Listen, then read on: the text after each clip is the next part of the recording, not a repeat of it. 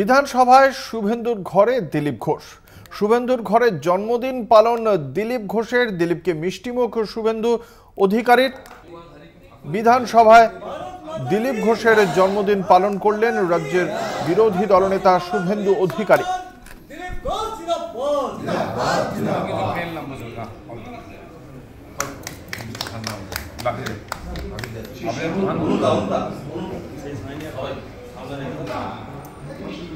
হঠাৎ করেই আজ দিলীপ ঘোষের সঙ্গে শুভেন্দু অধিকারীর মনোমালিন্য নিয়ে, যেখানে বারংবার আমরা দেখেছি বিভিন্ন মহলে বিজেপির অন্দরে বিভিন্ন কথা হয়েছে, সেই জায়গা থেকে আবার দেখতে পাওয়া গেল দুজনে একে অপরের বিরুদ্ধে নাম না করে বিভিন্ন মন্তব্য করেছেন। কিন্তু অভিমান অসন্তোষ জমছে বলে মনে করা হচ্ছিল রাজনৈতিক মহলের পক্ষ থেকে। পুরোপুরি কাটলো কিনা জানা নেই, তবে এই মিষ্টি মুখের ছবি অবশ্যই খানিকটা মিষ্টত্ব আনবে তাদের সম্পর্কে, এমনটাই ধারণা রাজনৈতিক মহলের। কথা বলবো, আমাদের সঙ্গে রয়েছেন আমাদের প্রতিনিধি দুর্গাদাস বন্দ্যোপাধ্যায়।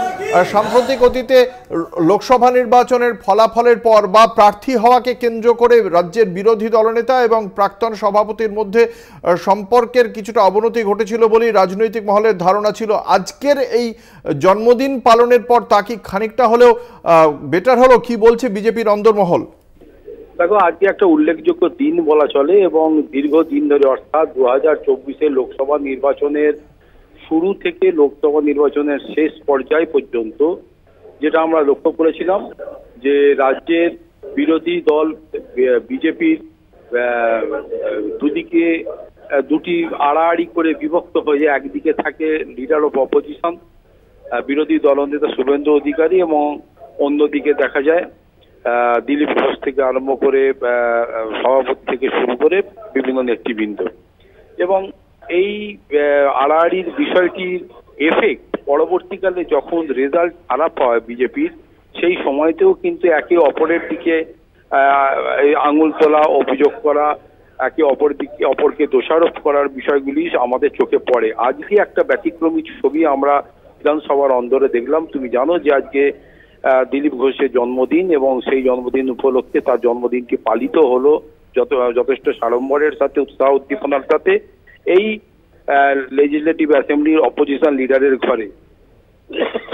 এর আয়োজন করেছিলেন শুভেন্দু অধিকারী নিজে, এবং তিনি নিজে পুষ্পস্তবক থেকে শুরু করে বড় কেক কাটা থেকে শুরু করে সমস্ত খাওয়ানো থেকে শুরু করে মিষ্টি থেকে শুরু করে সমস্ত বিষয়গুলি যাতে খুব সুন্দরভাবে সাজিয়ে তোলা যায় সেই ব্যবস্থাটি কিন্তু শুভেন্দু অধিকারী নিজে করেছেন।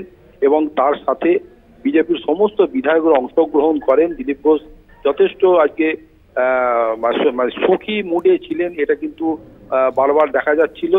এবং যে বার্তাটা দেওয়ার আজকে চেষ্টা হলো যে রাজনীতির মধ্যে দ্বন্দ্ব থাকলেও যাই থাকলেও কিন্তু ব্যক্তিগত জীবনে আমরা প্রত্যেকে একসাথে লড়াইয়ের ময়দানে থাকি, আছি এবং থাকবো, এই বার্তাটা সবার মধ্যে গেল। এবং তার সাথে সাথে যখন দেখা যাচ্ছিল যে স্ক্যাটার্ড হয়েছে, কে কোন দিকে যাবে, কে কার লবি ধরবে, কার লবি বেশি স্ট্রং, এই চিন্তা ভাবনা যখন প্রতিফলিত হচ্ছিল একের পর এক এই বিজেপির অন্দরে, তখন সেই জায়গাটাতে যেন একটা মলমের কোটিং লাগানো হলো বলে মনে করছে রাজনৈতিক মহল। ধন্যবাদ। আমাদের সঙ্গে ছিলেন আমাদের প্রতিনিধি দুর্গাদাস বন্দ্যোপাধ্যায়।